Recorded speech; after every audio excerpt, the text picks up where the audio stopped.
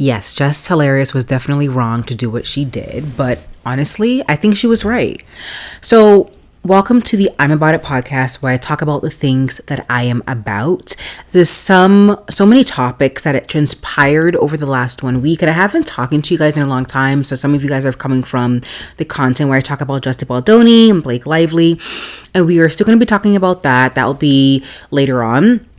But I do want to talk about the Jess Hilarious situation. So if you don't know anything about Jess Hilarious is a content creator and entertainer in the radio space. She does have a big following on Instagram. So Jess Hilarious decided to get pregnant. And of course, when you are pregnant as a woman, she does identify as a woman, you take maternity leave. So she took maternity leave, and when she was doing that, before she did that, she picked a person to replace her. Now, the person that they ended up replacing her on the Breakfast Club, which is the radio that she's a radio personality at, ended up being really good. People really liked Lauren, and Lauren is a type of person who is very down to earth, very smart, has a huge journalist background, while Jess, the person who's on maternity leave, is the person who really is has huge personality. You can kiki, you can have a drink with her, while Lauren's type of person where she can write an essay. She seems like the type of person who could be your professor. You know what I mean? But also very nice and kind, and again, very smart. And she's the one who really is the one who would break down a lot of the news stories, provide the facts. Sometimes when it comes to these podcasts and radios segments, they don't really provide the facts of what's going on when it comes to an incident, a situation. And Lauren does a really good job of doing that. So all the viewers who end up watching The Breakfast Club, which is again the radio program, picked that up and said in the comments, like, Lauren, you're doing so well, you're doing so good. And so when Jess Hilarious came back, they talked to her, so the people who works at the Breakfast Club, and say, hey, just letting you know, Jess Hilarious is gonna have Lauren is gonna have a little segment on the show. So Jess is like, why? She was there to replace me. Now I'm back on maternity leave, so you should leave. So they go, okay, she's just going to have a segment. She's going to be a producer. She's not really going to have a mic. So she comes on, back on maternity leave, and they see that there's 4 mics, because usually on the Breakfast Club, again, the radio program, there's 3 mics: Jess Hilarious, Charlamagne the God, and then this third guy, which I always forget his name, but I think it's something King. 3 people, right? But with Lauren, it ends up being 4. So it ends up being a huge thing on the radio program. And the day she comes back on maternity leave, and she's arguing with the guy that I don't know the name of, the third person in this radio show. And he goes, listen, Jess, like, we talked to you about this before you came back, and if you had an issue in regards to her coming back, then you should have told us. And Jess told them, no, I have no issue with her being a producer, yada, yada, yada, yada, yada. But the problem is, because of the segment, and because of the segment that Lauren is now the show gave Lauren, it kind of impedes on Jess's segment, which is Jess with the Mess. Jess talks about all the hot topics in pop culture and things like that. I don't really watch the radio podcast. I don't really watch, the show, but that's what I heard, that's what she does in her segment. The reason why it's a hot topic and everybody has been talking about it, especially last week, is the fact that a lot of people did not like how Jess handled it. Now, no matter what you think about Jess, again, I don't know Jess, right? Obviously, how one would deal with something like that is to go talk to HR, right? You talk to your boss, you go talk to HR, and they go handle it. And you look at your contract, because one might even say that's kind of like constructive dismissal, where, the conditions and the duties of your job has changed for whatever reason, and you are forced to quit or forced to downsize or forced to leave the job because your conditions and your duties have changed, right? If you sign a contract that says, I am going to be doing this, I'm going to be doing this, and then one day it's not anymore, that's that's a breach of your contract, right? That is a breach of your employment contract that you signed. Now, I agree with Jess raising the concerns. I disagree with Jess actually raising it in the actual show. This is a business. I know, like, sometimes it may not feel like it because you're talking about you're kikiing, you're joking around. Charlamagne the God loves to joke around. And Jess brings up this issue. And she goes, why is there Lauren? Lauren is still here. Like, why is she here? Why is there 4 mics instead of just the 3 like we usually do? And obviously she's feeling this sort of way because people think that the host, the show is trying to replace Jess with Lauren. And I totally get that. And I totally agree that's what's happening. But to replace Lauren with Jess, based off what I've seen in terms of content, is like two different women, in my opinion. Jess is more of like a kiki, like I said, and like Lauren is a bit more serious. But then again, you don't need a third person who's a kikiing if you have the other 2 hosts who's also kikiing, you know what I mean? But I really don't like the way Jess really dealt with it. If you have issues in regards to the changes of your employment contract, then you take it up with the head boss. You take it up with HR, right? Because she is right. Things have changed. Now, people are saying that, it's hard to do that when you are a woman and you're doing it in a male-dominated space. I get that, but again, it's still corporate. A lot of the things that people are talking about in regards to the situation would never occur in corporate. If you have issues, you email, you talk to corporate. So that's my take on that. I mean, to me, it's like a really black and white issue. It's quite clear that they're changing her contract. It's quite clear that they're trying to supplement a hole that was always there. And now that Lauren is here, Lauren seems to be fulfilling some of the viewers' needs and the listeners' needs, which is great. But they're doing it in a messy way. Instead, like, they obviously did not tell Jess that there would be 4 mics. They told Jess that Lauren would just be a producer. When you are a producer of any type of show, you don't speak, right? You provide the content, right? So the hosts who are part of that show, who host the show, then end up speaking on the topic. But not only is she a producer, she's also has a mic. So it's confusing. And of course, Jess is obviously her. So that's my take on that. I mean, I think the Charlamagne the God kind of like taking it and making funny jokes about it. I get it because you're on air. This is not the time to do it. And if you are going to deal with it, you might as well bring up jokes. But I really hope he is taking this seriously with Jess behind the scenes. That's my take on that. So I just want to say, hey guys, I am back. The goal for these, I'm About It episodes is to provide you these episodes every single week. And I'll be talking about the things that I'm about. It could be movie, TV shows, pop culture, the law, politics. It's going to be a good time. My name is MJ, and let's get into it. Don't forget to like and to subscribe. The next topic that I am about is this topic that went around on TikTok, where people are discussing the whole influencer game in New York. So there's this white girl, apparently a very, very rich white girl, because apparently her parents' name is on a building on a university somewhere. But anyways, nor put that aside for now. But she came on TikTok and posted a video and said that all the NYC influencers are boring. Their content that they create is boring. Their or personality is boring. So she said that, and a lot of people tend to agreed. People in the comments agreed. A lot of the content creators, pretty much agreed. A lot of the content creators who came out talking about the subject were racialized, and I was one of them on TikTok. A lot of black women I saw, black men, and also non-racialized people were basically saying, yes, the influencers that we do see that are taking up a huge part of our FYP page on TikTok are very much boring. Either that could be content or personality. But when we're talking about boring influencers, we're talking about their content that they're putting out for us to consume, right?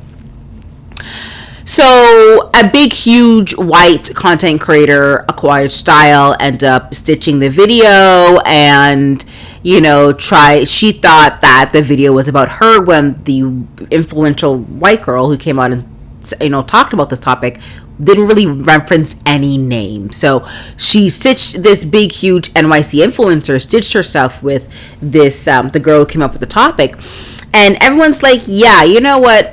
Acquired style, you are definitely one of those boring NYC influencers. And people thought that, she thought that by stitching the video with the girl, that people will actually, come to her defense and be like, no, NYC influencers are not boring. They're fun and exciting, quick and quirky.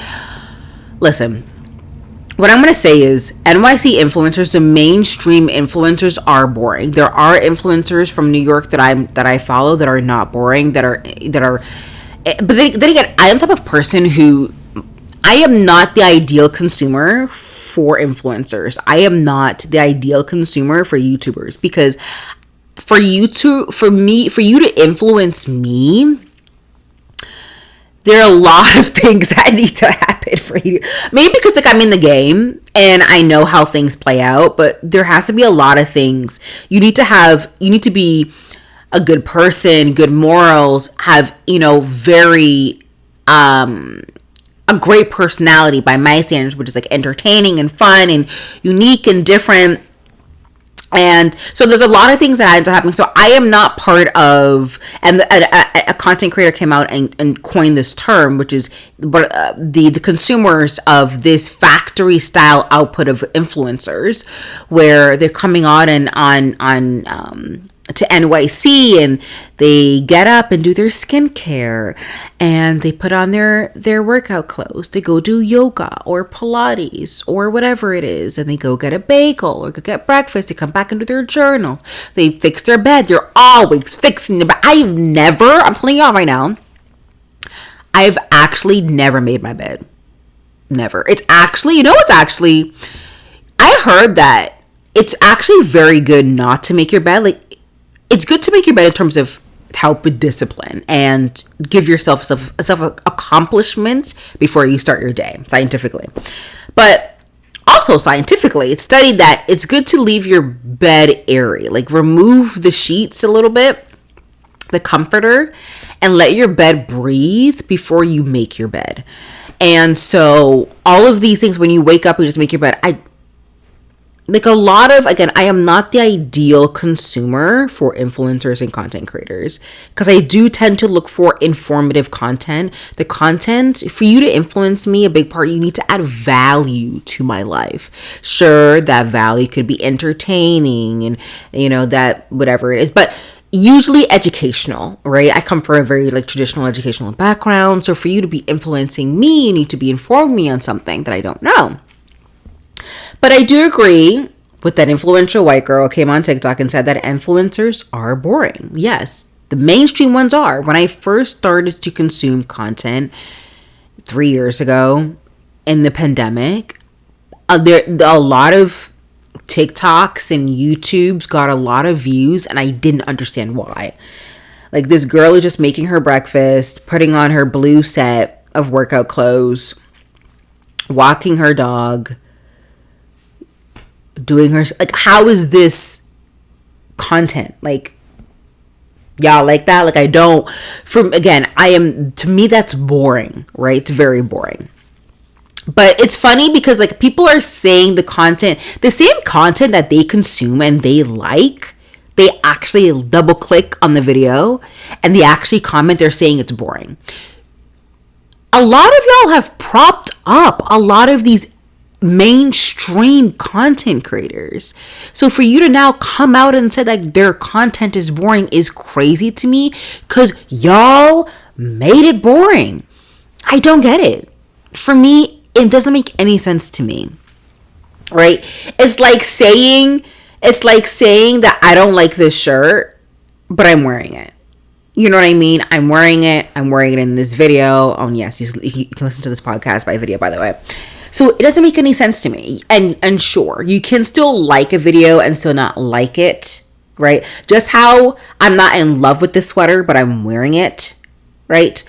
So there's a lot of that going around, but so there's that part of this entire situation. And then you have the part of, okay, if you're saying that the content that you follow and that you like that are on your FYP page is boring, guess what? You have the power to change that content, right? So you cannot wake up one day and say, oh, my FYP is boring. Guess what? You have the right to find interesting, unique perspectives on the things that you want to watch on your FYP. Now, by her creating this video and her saying that the NYC influencers are boring, she did create a topic. She did start a topic that a lot of people agreed. A lot of people actually do agree. A lot of NYC influencers are boring. Part of it is us who create the content, right? The people who live in NYC, and FYI, do not live in NYC. A part of it, I live in Canada, by the way. A part of it are the consumers who like and double click and comment and buy all the crap all these influencers put in the damn video. Okay. And then the third part of this are the brands, right? Again, I am very much a consumer before anything else, right? Before content creation, I am like a very tiny micro content creator, right? I see brand trips and I see the same set of girls on each and every brand trip. The same set of girls on each and every brand trip. There are hundreds of thousands of content creators out there waiting to just be tapped. And some of the content creators who go on these brand trips and that get PR, that talk to the brand, that go to these PR events, some of them are really small influencers. Like some of them are 20K, 30K, 50K, 10K. But they're the same ones. And of course, the mainstream ones, the large ones, the huge ones. I work with Google and work with, and take a picture with Rihanna. And I get it. And we know and love them. But give brands to really give way to small content creators who are putting in the work. Especially nowadays, we live in an age in content creation where just because someone has 50,000 views on a video, that doesn't necessarily mean that somebody will subscribe to your content. Definitely subscribe to my YouTube video. Thank you so much. And to my channel, definitely follow wherever you're listening to podcasts.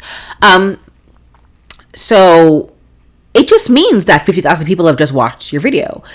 A small percentage of those would probably buy whatever you're selling in that video. A medium percentage of those would probably remember the product that you were showcasing and most likely end up buying or whatever they think about buying that product in the future.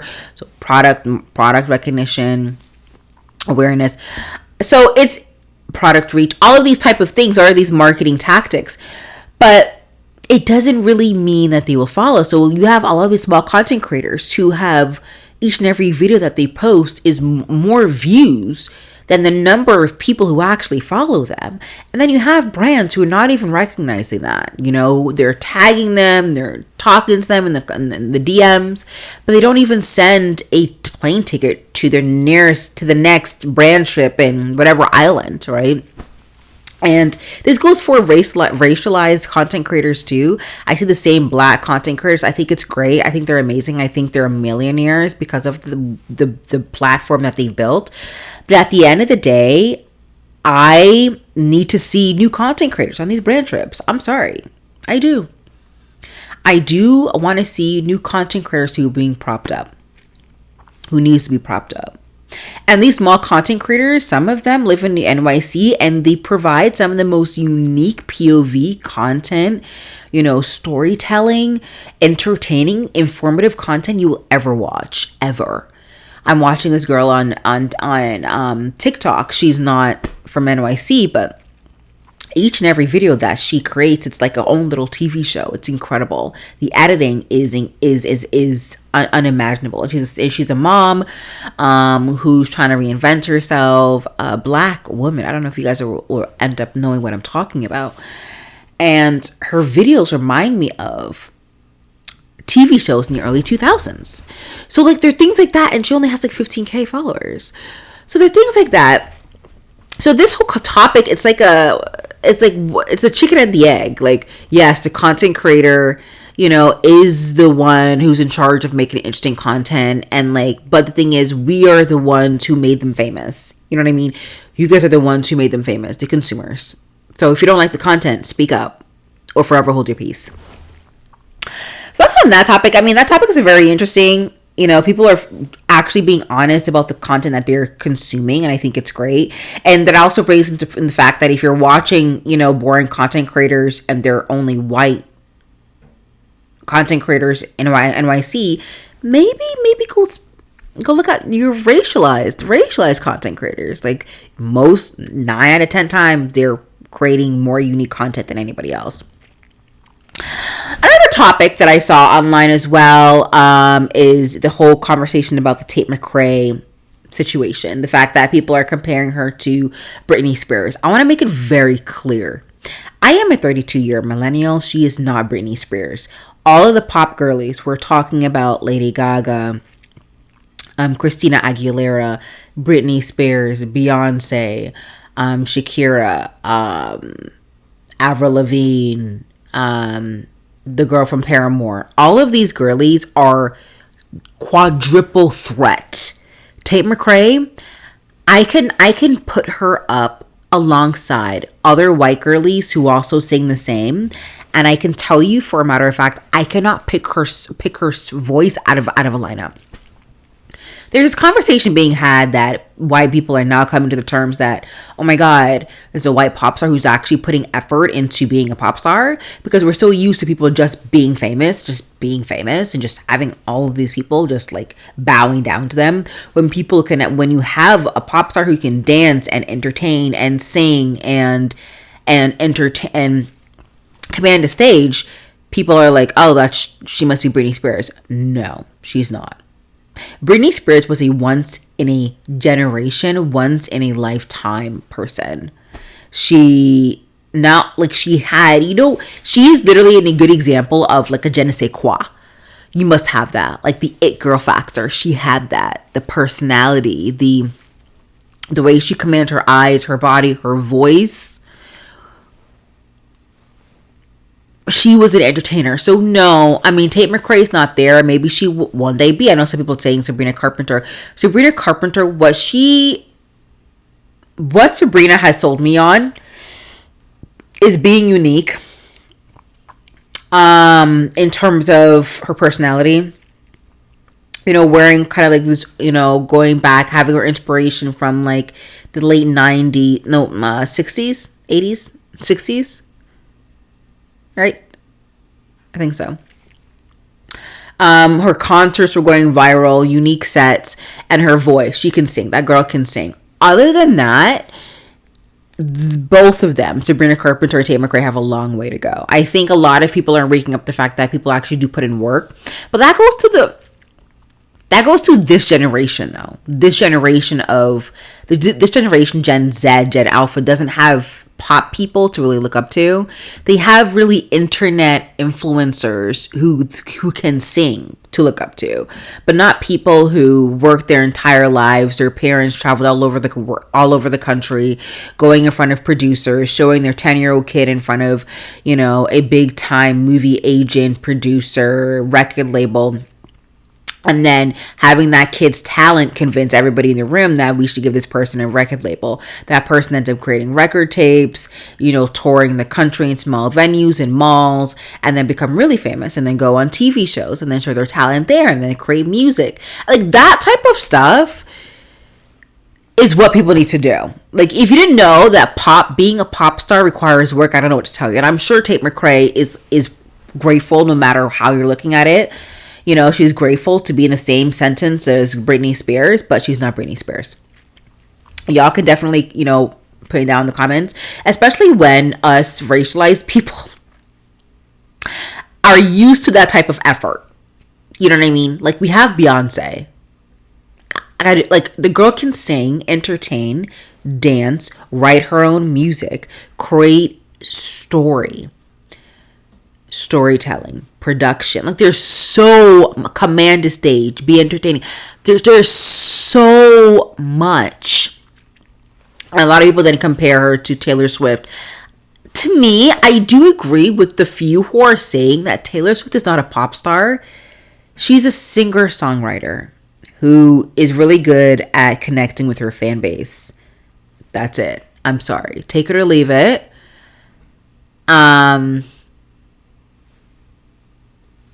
Yeah. Like, I don't know what to say about Taylor Swift. Anyways, so a lot of like racialized, pop girlies who are around the, size of Tate McRae. We have Normani, and then Doechii broke out of that bubble last year for sure. But Doechii has been in the industry for a very long time. And there are a lot of songs that people are now recognizing that she wrote that it came from, that people realizing that it came from her. It's like, yes, though she has been in the industry.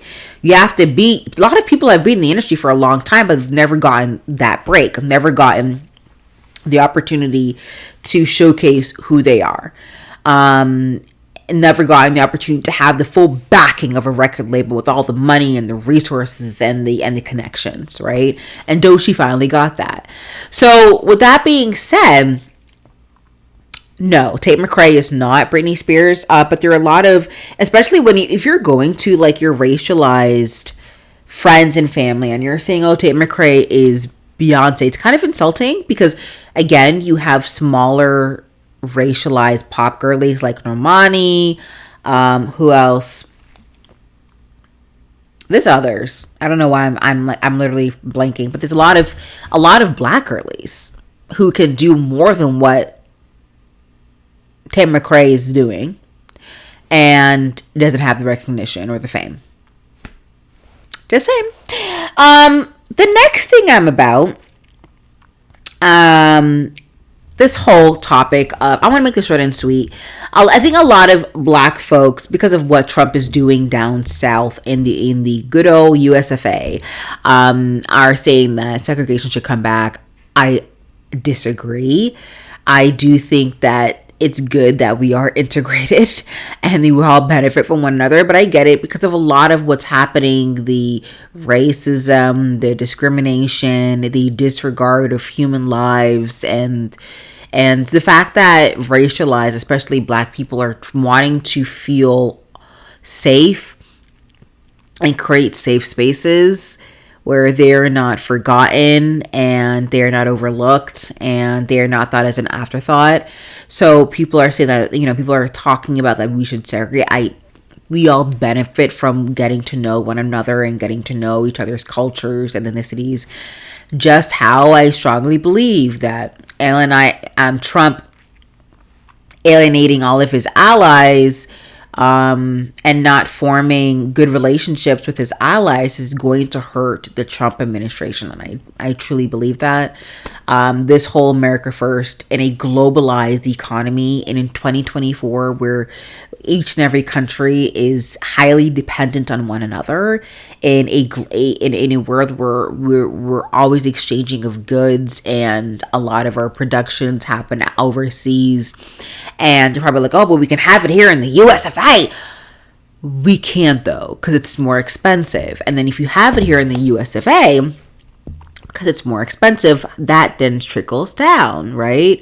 Then you don't end up paying your workers a lot, right? You don't paying your workers properly. And then the product of the good end up being more expensive because it probably costs you a fraction of the cost to make your washers in a different country than it is to make it in the USFA. So if you're doing that,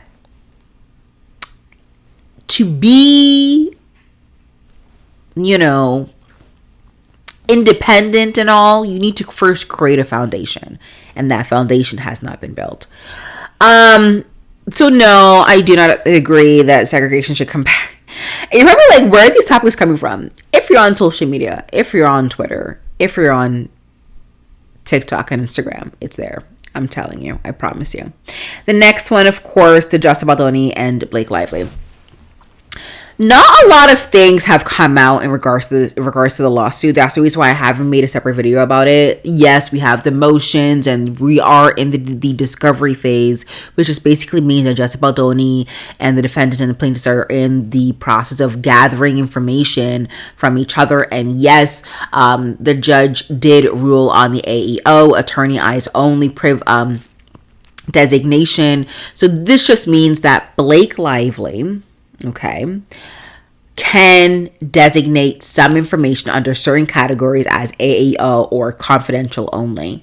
The problem is that I have with this, and then I said on TikTok, is that this will force Justin Baldoni and his team to really defend and argue with Blake Lively for each and everything that is declared AEO. When it's declared AEO, only the attorney can see it. It's blacked out.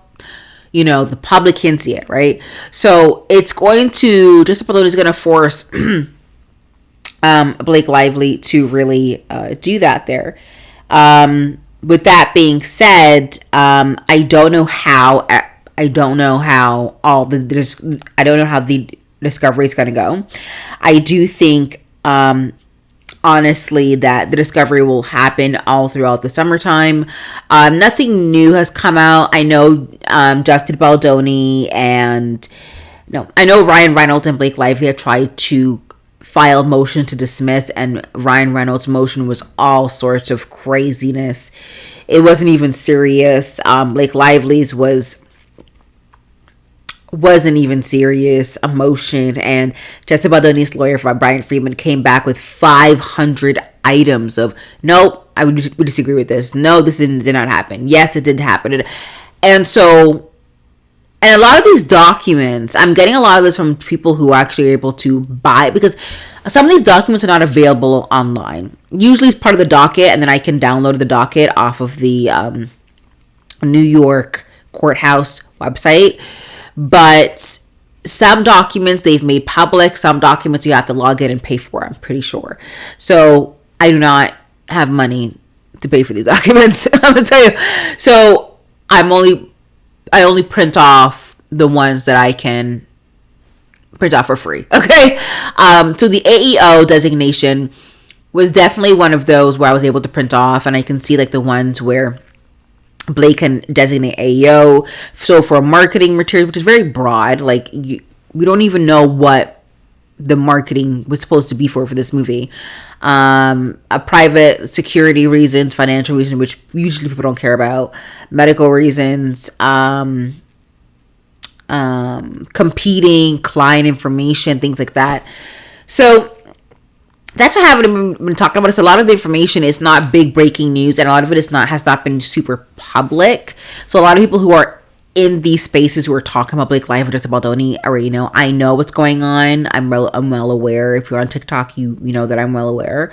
I do think that this is not going to settle anytime soon. I think conversations of settling will probably happen in the fall of this year, after the discovery, after everybody has tried to get whatever they need to get from each other, and then they can figure out where the case stands from each point of view, then they'll probably settle.